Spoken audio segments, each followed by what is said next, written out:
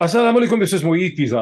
आज की इस वीडियो का उन्वान है chief justice of Pakistan, the last man standing. मैंने इस हवाले से कुछ लिखा भी है। मैंने एक मैगजीन के कवर के ऊपर भी चीफ जस्टिस की पिक्चर जो है बहुत इंपोजिंग, उसके साथ मैंने टाइटल यही दिया है, last man standing, Pakistan battle for rule of law. क्यों है ऐसा, मैं अभी आपको एक्सप्लेन करता हूँ, लेकिन सबसे पहले छोटी सी डाइग्रेशन। आपको बहुत मुबारक हो कि पाकिस्तान के अंदर ईद उल फितर जो है वो अब जुम्मे के बजाय हफ्ते के दिन चली गई है। यूं पाकिस्तान की जो ट्रेडिंग और शॉपिंग कम्युनिटी है, शॉपकीपर्स कम्युनिटी है, उसको एक दिन और मिल गया है। लोग खरीदारी करेंगे, लोगों को भी ट्रैवल करने के लिए एक दिन जो है वो और मिल गया। लेकिन मुझे वैसे शक ये है कि अगर सुप्रीम कोर्ट ऑफ पाकिस्तान अपनी प्रोसीडिंग और हेयरिंग को 27 अप्रैल तक एडजोन न कर देती और वो कहती कि हम जुम्मे के दिन भी हेयरिंग करेंगे, तो फिर ईद फिर रोयतल हलाल कमेटी को, मुझे पूरा शक और गुमान है, मेरा वैसे एनालिसिस और शक है कि उनको चांद मिल जाना था। दुनिया में कहीं और चांद मिलता ना मिलता, पाकिस्तान में हुकूमत को और रोयतल हलाल कमेटी को हर जगह से चांद नजर आना था। ये है हकीकत। थोड़ी सी इसमें अगर मजीद डाइग्रेशन मैं कर लूँ, तो वो ये है कि पाकिस्तान की जो सूरत हाल है उसको देख के शेक्सपियर के दो मुझे प्लेस याद आते हैं। 16वीं सदी में लिखे गए प्लेस हैं। एक का उन्वान है the comedy of errors, comedy of errors, और दूसरा है उसका नाम है मच अडू अबाउट नथिंग। और ये दोनों वो प्लेस हैं जो लोग आप में से लंदन में या बरतानिया, लंदन में ही, बरतानिया के और शहर तो बिल्कुल फारग हैं। लंदन में जो आप में से लोग रहते हैं, आपको बहुत दफा इन प्लेस को देखने का मौका मिला होगा। हर साल इनको री एनेक्ट किया जाता है। इनके ऊपर सीरियल्स बन चुकी हैं, इनके ऊपर फिल्में बन चुकी हैं, इनके ऊपर बहुत ज्यादा लिखा जा चुका है।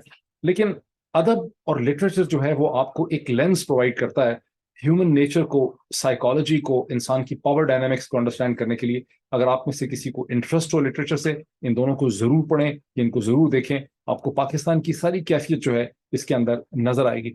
और जो कुछ आज हुआ है 20 अप्रैल को सुप्रीम कोर्ट ऑफ पाकिस्तान में, पूरी पाकिस्तानी पॉलिटिक्स के अंदर, उसके बारे में आप कह सकते हैं मच अडू अबाउट नथिंग। क्या कह सकते हैं? Much ado about nothing. खोदा पहाड़, निकला चूहा, वो भी मरा हुआ। अब देख लें हुआ क्या सुप्रीम कोर्ट में।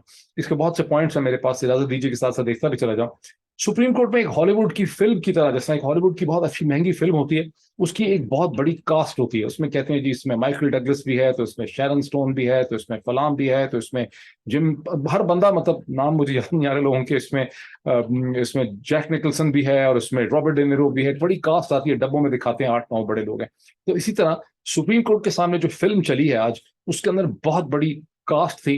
प्रॉब्लम सिर्फ इस फिल्म का ये था कि अगर इसमें, जो शायर मशरक अल्लामा इकबाल ने कभी कहा था, शायद वजूद जन से है, वजूद जन से है तस्वीर कायनात पे रंग, if I am not wrong, वजूद जन से है तस्वीर कायनात पे रंग, इसी के साथ से है जिंदगी का सोजे दुरों। अगर कोई थोड़ा सा किसी को ख्याल होता तो कम से कम, लीडर तो कोई नहीं इनके पास ख्वातीन, लेकिन कम से कम कोई फीमेल बैरिस्टर्स ही वहां खड़ी कर देते, कोई थोड़ा सा कलरफुल हो जाती कोर्ट की प्रोसीडिंग। लेकिन in total violation of the शायर मशरक के विजन में, वहां पे सबसे ज्यादा वक्त जो लिया वो जनाब जमात इस्लामी के अमीर जनाब सिराजुल हक साहब ने लिया, जो लंबी लंबी उन्होंने तकरीर की, बोलते चले गए, बोलते चले गए, बोलते चले गए। लेकिन हुआ क्या? लेकिन सिराजुल हक साहब ही की तकरीर जो है वो बाकी सब लोगों से मुख्तलिफ थी, बाकी सब के एक ही किस्म के पॉइंट से। सिराजुल हक साहब ने ये कहा, ये तो खैर सबने ही कहा ना कि हम कॉन्स्टिट्यूशन में बिलीव करते हैं, रूल ऑफ लॉ में बिलीव करते हैं, अदालत में बिलीव करते हैं, जमहूरियत में बिलीव करते हैं, पाकिस्तान के सर्वाइवल में बिलीव करते हैं। और ये तो कहना ही था सबने।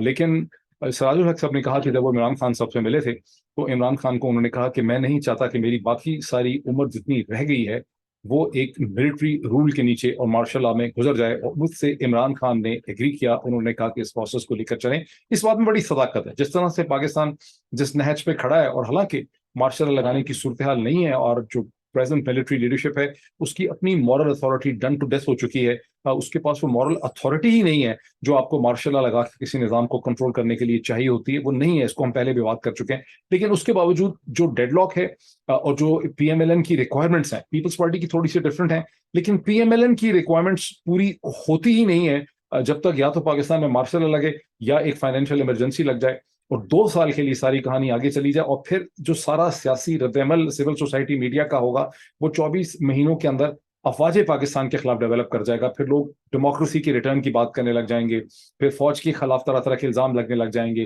फिर इंटरनेशनल ओपिनियन पाकिस्तान की आर्मी के खिलाफ बिल्डअप होने लग जाएगी। तो पीएमएलएन की जो रिक्वायरमेंट है वो मार्शल लॉ से या एक मिलिट्री सपोर्टेड फाइनेंशियल इमरजेंसी से पूरी होती है।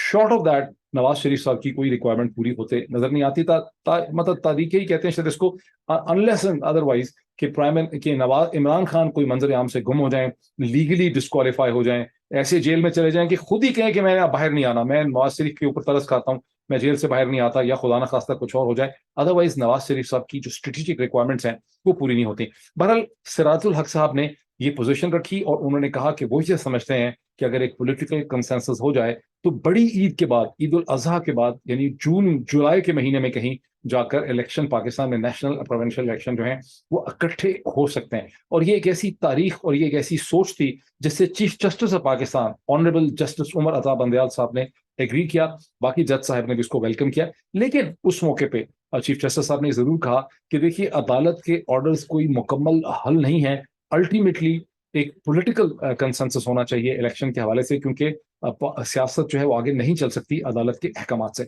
सो वेरी क्लियर अंडरस्टैंडिंग है अदालत के अंदर कि अदालत के अहकामात की इम्प्लीमेंटेशन तभी मानाखेज होगी, free fair and transparent election तभी हो सकेंगे जब ये तमाम सियासी जमातें किसी एक नतीजे पे, हकीकतों को तस्लीम करने पे आ जाएंगी, उस नहज पे आ जाएंगी। ये और बात है कि उस नहज पे नहीं आ सकते, जैसे कि मैंने आपको एक्सप्लेन किया कि इसमें जो ऑड पर्सन आउट है, जो ऑड कैरेक्टर आउट है, वो पीएमएलएन है और दूसरी तरफ मौलाना फजल रहमान है, क्योंकि उनकी रिक्वायरमेंट्स जो हैं वो बिल्कुल भी पूरी नहीं होती। अब जो मैंने कहा कि जो गैलेक्सी इस पूरी फिल्म में, ये जो हॉलीवुड की फिल्म में जो गैलेक्सी प्रेजेंट हुई आज सुप्रीम कोर्ट ऑफ पाकिस्तान के सामने, उसमें जमात इस्लामी के अमीर सिराजुल हक के अलावा पीपल्स पार्टी के से फारूक एस नाइक साहब तो अदालत के पेश हुए, लेकिन मेरा ख्याल है कमर जमान कायरा साहब भी वहाँ मौजूद थे और लीडर भी मौजूद थे। वहाँ पीएमएलएन की तरफ से ख्वाजा साद रफीक साहब भी थे जो रोस्ट्रम पे भी आए, डाइस पे आए। अयाज सादिक साहब the former speaker of the national assembly भी वहां मौजूद थे, और भी लीडरान वहां पे मौजूद थे। इसी तरह पीपल्स पीटीआई की तरफ से शाह महमूद कुरैशी साहब वहां पे मौजूद थे अपने वकला के अलावा। उसके अलावा फवाद चौधरी साहब भी वहां मौजूद थे। आई डोंट थिंक कि फवाद चौधरी साहब रोस्ट्रम पे आए, लेकिन शाह महमूद कुरैशी साहब को रोस्ट्रम पे आने का मौका मिला। अब इन लोगों ने क्या कहा, ब्रीफली मैं आपके सामने छोटा छोटा बताता चला जाता हूँ। फारूक एस नाइक साहब ने कहा कि हम कॉन्स्टिट्यूशन में बिलीव करते हैं, हम डायलॉग में बिलीव करते हैं, पीपल्स पार्टी बड़ी कोशिश कर रही है कि एक डायलॉग हो जाए, लेकिन यह है कि हम ये समझते हैं कि तमाम इलेक्शन एक वक्त में होने चाहिए, और ये कि ऐसे फैसले अल्टीमेटली पॉलिटिकल पार्टीज नहीं कर सकती, बल्कि ये पार्लियामेंट और सेनेट में होने चाहिए। यानी अदर वर्ड है, ना करने वाली बात है जो फारूक एस नाइक साहब ने वहां पे कही। और ख्वाजा साद रफीक साहब वहां आए, उन्होंने कहा जी हम चाहते हैं कि इलेक्शन एक वक्त में हो, पार्लियामेंट से इनका फैसला हो, पॉलिटिकल हल हो, इलेक्शन हो जाने चाहिए। ख्वाजा साद रफीक साहब का थोड़ा सा डिफरेंट एक पोजीशन है बाकी पीएमएलएन से, लेकिन in the end when push comes to shove वो ज़ाहिर है पीएमएलएन की लीडरशिप से अलग होकर सोच नहीं सकते, इतनी उनकी ऑटोनॉमी और इतनी आज़ादी उनकी भी नहीं है। ये पीपल्स पार्टी का मौकफ हो गया, जमात का मौकफ हो गया, पीएमएलएन का मौकफ हो गया। अब शाह महमूद कुरैशी साहब ने आके वहां बहुत दुहाई दी कि जी अदालत ने जो हुक्म दिया था फंड्स देने का 17 अप्रैल का, उस पर काम नहीं हुआ, हमारे लोगों की भी पकड़ धकड़ हो रही है, और 90 दिन की कॉन्स्टिट्यूशन लिमिट जो है वो तो गुजर चुकी है। और जाहिर है उसके बाद ये एक बड़ा इंटरेस्टिंग कमेंट किया है जहां फारूक एस नाइक साहब ने बहुत मानाखेज बात की कही, चीफ जस्टिस को लताड़ा उन्होंने, ये कहते हुए कि हजूर वाला, हजूर का इकबाल बुलंद हो, 90 दिन की लिमिट तो गुजर ही चुकी है। जब मैंने उनका ये कमेंट देखा तो मुझे थोड़ी सी फीलिंग हुई कि मैं शायद छोटा मोटा एक जीनियस हूं, बिकॉज मैंने जनवरी से कह दिया था कि ये जो सारी कोशिश, आपको याद होगा जो लोग मेरा वीलॉग देख रहे हैं, कि ये गवर्नर पंजाब ने जो उसके ऊपर साइन नहीं किया असेंबली के ऊपर, उसको खुद से डिसॉल्व होने दिया है, इसकी बुनियादी पीछे कोई क्योंकि विजन नाम की तो कोई चीज है नहीं, ना कोई पॉलिटिकल फिलॉसफी एग्जिस्ट करती है, तो कोई लीगल चूत चलाकी यहाँ पे होगी। और सिंस देन आपने देखा कि वो लीगल चूत चलाकी सारी की सारी ये थी कि 90 दिन की लिमिट की जो सैंक्टिटी है, उसकी जो सैक्रोसैंक्ट नेचर है, उसको खत्म करना है, ताकि आप कह सकें कि 90 दिन तो गुजर ही गए, अब आप क्या बकवास कर रहे हैं, 90 दिन तो गुजर गए, अब 90 दिन के बजाय 900 दिन हो जाए तो क्या फर्क पड़ता है। और वही आप सूरत हाल देख रहे हैं कि 90 के 130-80 भी हो सकते हैं, 180 के 270 भी हो सकते हैं, 270 के उसके आगे पता नहीं 360 आता है वो भी हो सकते हैं, तो कुछ भी हो सकता है, और इसकी इनको परवाह नहीं है। अब क्वेश्चन ये है कि जब अदालत ने इन सब की ये कहानी सुनी, जो ये सुना रहे थे, तो अदालत ने इनको कहा कि 14 मई की जो तारीख है वो अटल है, उसमें कोई तब्दीली नहीं हो सकती। आप लोग 4 बजे तक, आपको वक्त है 4 बजे तक एक पॉलिटिकल कंसेंसस पैदा करें, वरना हम 14 मई के ऊपर स्टैंप जो है ठक करके लगाने वाले हैं। सो 4, और उसके बाद ये भी उस वक्त अदालत का मूड ये भी था कि हम फ्राइडे को भी हेयरिंग को कंटिन्यू करेंगे, और अब तो आपने दिन है ये ईद जो है वो चांद नजर ही नहीं आया, तो आगे चलो चांद ऐसे जरूर नजर आ जाता है। मैं आपको बता रहा हूँ कि चांद ने नजर आ जाना था, ये मेरी बात आप याद माने कि अगर अगर इसे कहते हैं अदालत कहती कि हम फ्राइडे को बैठेंगे तो चांद ने नजर आना था, चांद की क्या मिजाल है कि नजर ना आता। लेकिन लेकिन अदालत ने कहा कि आप लोग इसका फैसला करके आए। तो 4 बजे तक जो है दोबारा फारूक एस नाइक साहब along with the attorney general of Pakistan Mansoor Awan साहब वहां पे आए, उन्होंने कहा कि पीटीआई की एक अहम शख्सियत के साथ रब्ता हो गया है, डायलॉग का प्रोसेस किक स्टार्ट हो गया है और हम एक कंसेंसस पैदा करेंगे। उस पर अदालत ने 27 तारीख का तक मामले को एडजर्न कर दिया और कहा कि हमारे सामने एक कंक्रीट प्रपोजल लेके आए। पीटीआई के किस अहम लीडर से रब्ता हो गया है, क्योंकि शाह महमूद कुरैशी साहब अदालत में मौजूद थे, तो किस लीडर से रब्ता कायम हो गया है, ये बात समझने से हम मैं कासर हूँ, इसका कोई जिक्र नहीं मैं सुन सका कि वो कौन से लीडर का रेफरेंस है, नाम उसका वहां पे नहीं लिया गया। लेकिन अदालत ने एक चीज वहां जरूर कही है इस प्रोसीडिंग के दरमियान, जो डीप है, सब्सटैंटिव है और माना खेज है।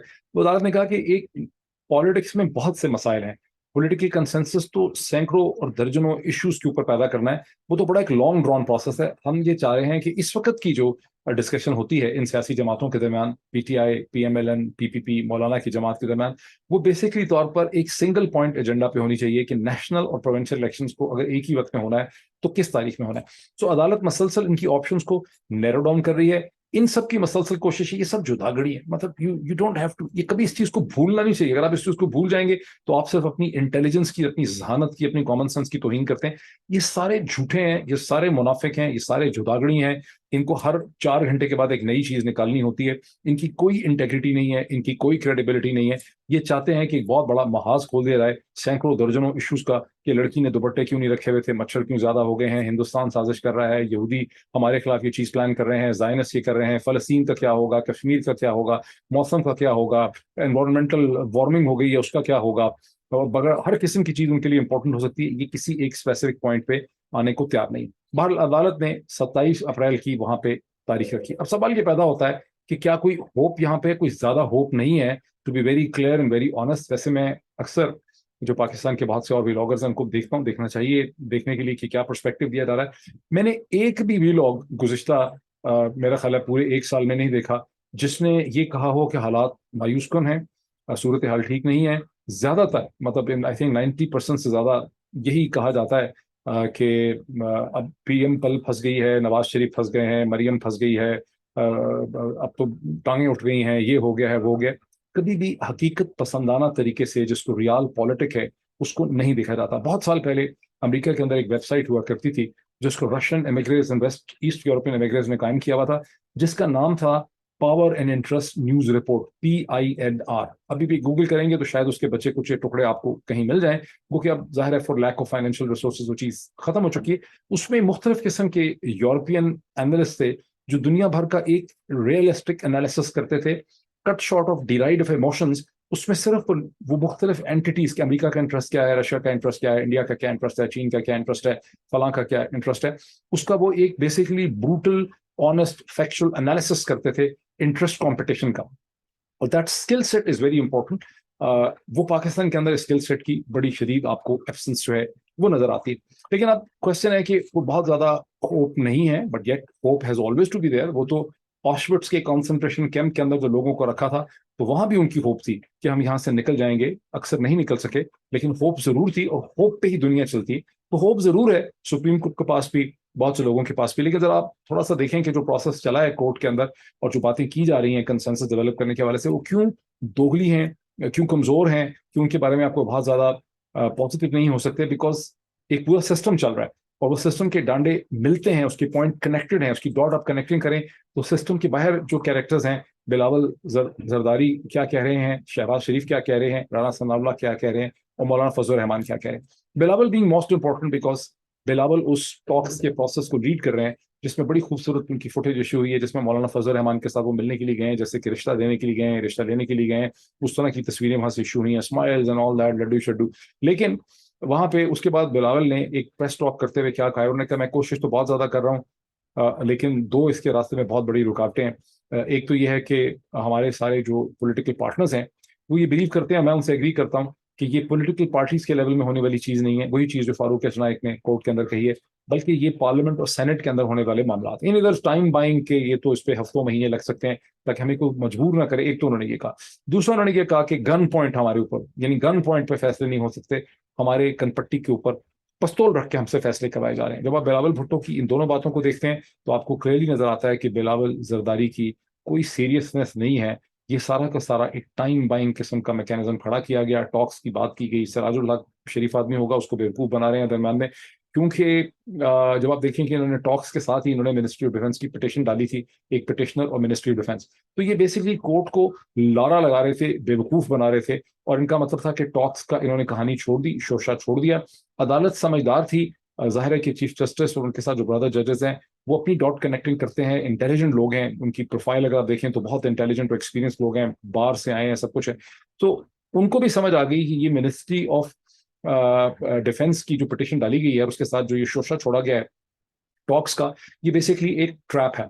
अगर कोर्ट इस ट्रैप में पड़ जाती तो पाकिस्तान से ये जो छोटी मोटी यानी कुछ परसेंटेज, एक रमक कहते हैं ना उसको, कि जिंदगी की जो रमक रह गई है कॉन्स्टिट्यूशनल डेमोक्रेसी की, वो खत्म हो जानी थी और कोर्ट साइन कर देती डेथ वारंट के ऊपर पाकिस्तान की कॉन्स्टिट्यूशनल डेमोक्रेसी की, जैसे कि इस कोर्ट से बेवकूफी करवाई गई इन अप्रैल 2022। लेकिन कोर्ट बहुत समझदार थी, उनको समझ आ गया कि ड्रामा कर रहे हैं, फ्रॉड कर रहे हैं। एक तरफ से इन्होंने शोशा छोड़ा है टॉक्स का, दूसरी तरफ से मिनिस्ट्री ऑफ डिफेंस की पिटिशन लेके आए हैं। इन कोर्ट ने पहला काम ये किया कि मिनिस्ट्री ऑफ डिफेंस की उस पिटिशन को रद्द कर दिया। अब कोर्ट इनकी जो दूसरी कहानी है, जो इन्होंने शोशा छोड़ा हुआ है बड़ा खूबसूरत किस्म का टॉक्स का, उसमें court is calling their bulb.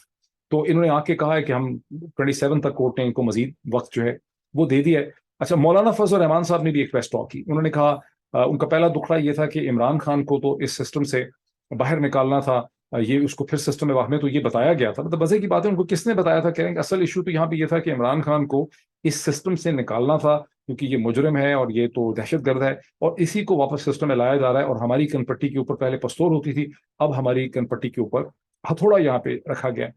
यहाँ एक बड़ी इंटरेस्टिंग चीज है जिसकी थोड़ी सी वजाहत करना बड़ा जरूरी है। आप में से बड़े लोग इंटेलिजेंट हैं, आप लोग अपनी एक कैलकुलेशन और डॉट कनेक्टिंग कर सकते हैं।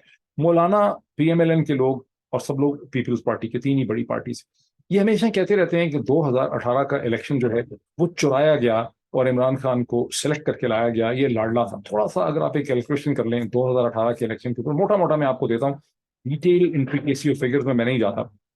पीटीआई ने 3 रीजन से वोट लिया एज अ पार्टी।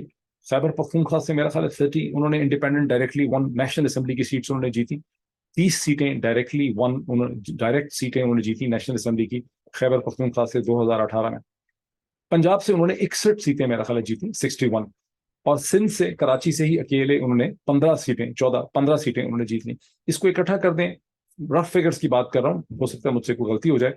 60 + 30 और 61 + 30 91, प्लस अब इसके अंदर डालें 15 सीटें कराची की, 91 + 10 101, 5 और डालें तो 106 बन जाती हैं। असल में उन्होंने कोई 115 के खिलाफ के करीब डायरेक्टली इलेक्टेड सीट्स जो हैं वो उन्होंने ले ली थी, क्योंकि उनके अलाइज वलाइज भी थे मुख्तलिफ जगहों।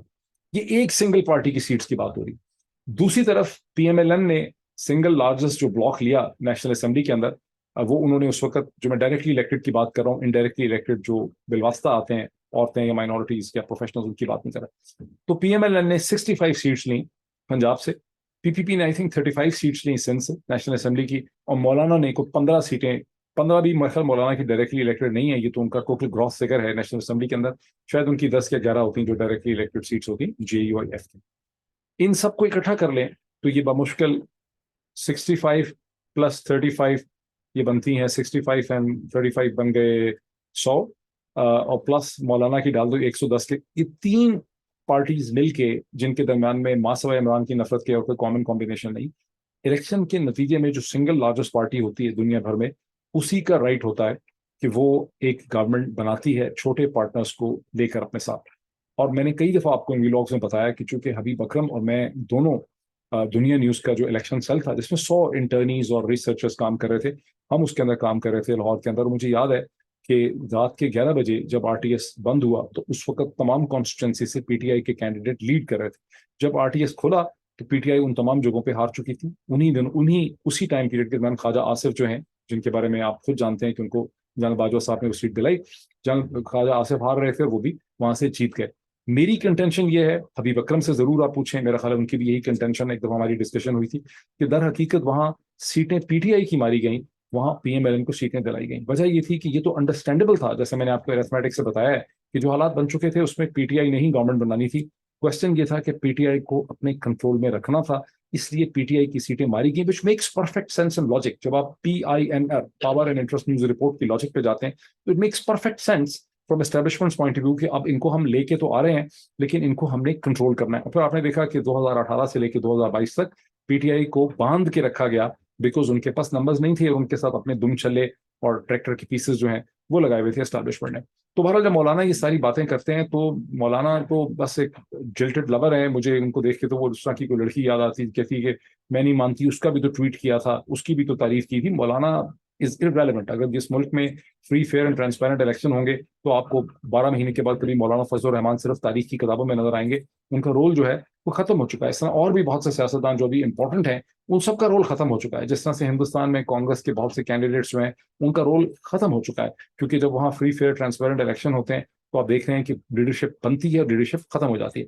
बट कमिंग टू इट, पासा मैंने आपको इसकी डिस्क्रिप्शन दे दी है।